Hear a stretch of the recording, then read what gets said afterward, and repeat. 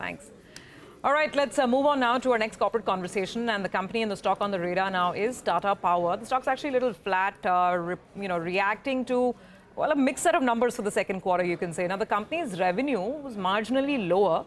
This is because the generation part of the business saw a little bit of softness. I mean, the power demand itself was weak because of the monsoon period.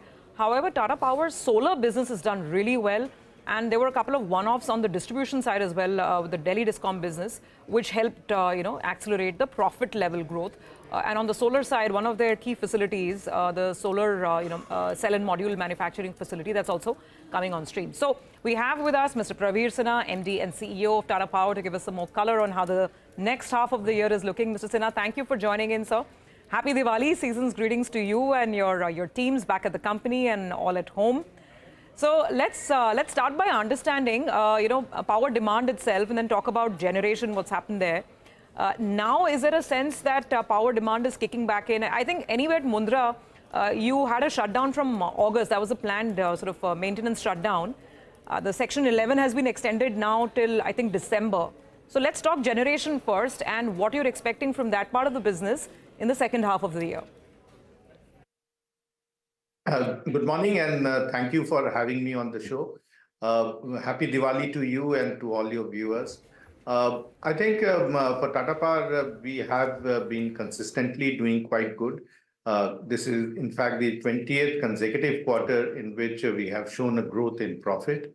And for us, this has been the trend because of very strong foundation that we have set for all our businesses. You mentioned about generation. So our generation is our cash cow, continues to do very well. And all our plants are operating at good capacity. Of course, Mundra, we had an issue in the month of September, and that's why the generation was little less. And that's why it has the impact on the revenue. But the performance per se has been good, and it continues to generate the cash that it is supposed to do. All our plants, I think all our generation plants have consistently done well, including our renewable plants, our solar and wind plants.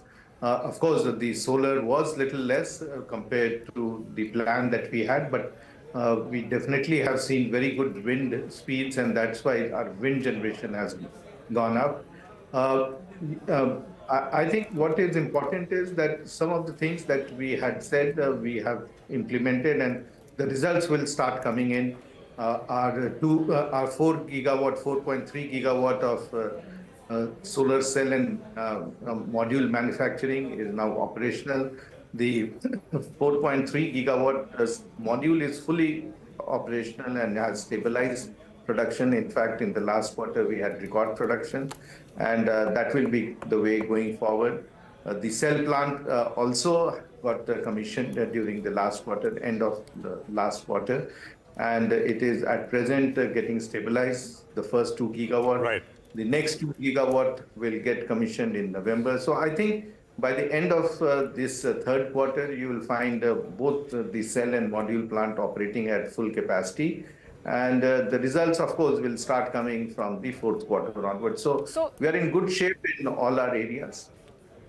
So, sir, exactly on that, I mean, because there's so many different businesses, right? So if you put it together, we're just trying to get a sense of the top line for the company, FY25, as solar picks up and perhaps Mundra is, going to come back as well. And also a word on the distribution side, right? So top line growth, what can we expect from Tata Power, all the businesses put together this year? So I think the top line is about 10% growth that we are looking at. But our other financial metrics will be much better than that. And you have seen that our EBITDA has improved because our margins have improved, and we are able to do much better in our distribution business. Odisha Discoms, the billing and collection has improved, and the AT&C losses have reduced over there. Similarly, the impact of the solar cell and module we'll start seeing from Q4 onwards.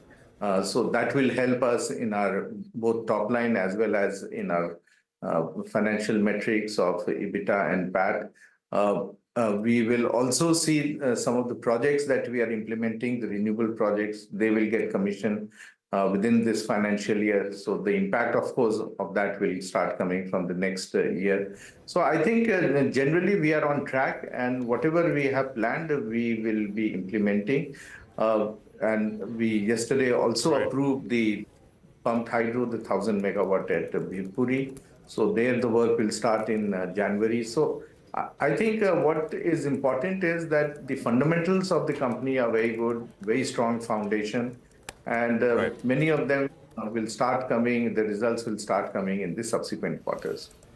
Okay, Mr. Sinha, good morning. Prashant here, and season's greetings to you, sir, and your team. I have two questions. As you know, the industry as such catches up with the power demand now and power demand projected over the future. Is there a risk, and you've seen the industry a long time, and this is more of an industry question as well, are we over-investing in power? I think there is some 80 gigawatt worth of thermal capacity which is lined up, which will come up on stream by 2032. Do we run the risk of perhaps over-investing? We'll only find out a few years down the line, but just your sense, sir. Good morning, Prashant, and happy Diwali to you and your family. I think what is important is that the consumption growth has gone up tremendously because of the availability of power. If you remember a few years back, we had large number of places in the country where the consumption pattern was not there because the availability of power was not there. Thanks to the government program of Saubhagya, now virtually every village is connected and their consumptions have gone up. We've seen that. In fact, in Odisha, we have seen that the consumption has gone up by 25 to 30% because now that the distribution system has been taken care and the last mile connectivity to the houses has been done. So I think what is important is that once the consumption increases, then whatever capacity that we are planning it will not only be just adequate, but possibly little less than what will be the demand. Similarly, the industrial growth that we have seen, the offices that have come up, the data centers that we are seeing, which are coming up in the country. So I think there is a huge upsurge in terms of the demand of electricity. And whatever capacity that we are actually building today is getting fully consumed. In fact, we still find that certain hours of the day, the peak power, especially in the evening time from 6 to 11 in the night, there is still a shortage. And that's why some of the peaking power like the pumped hydro and the hydro plants will support them to meet the requirement during these hours. So I think what we are doing is right. Possibly there is a need to enhance the speed at which some of these projects are setting up.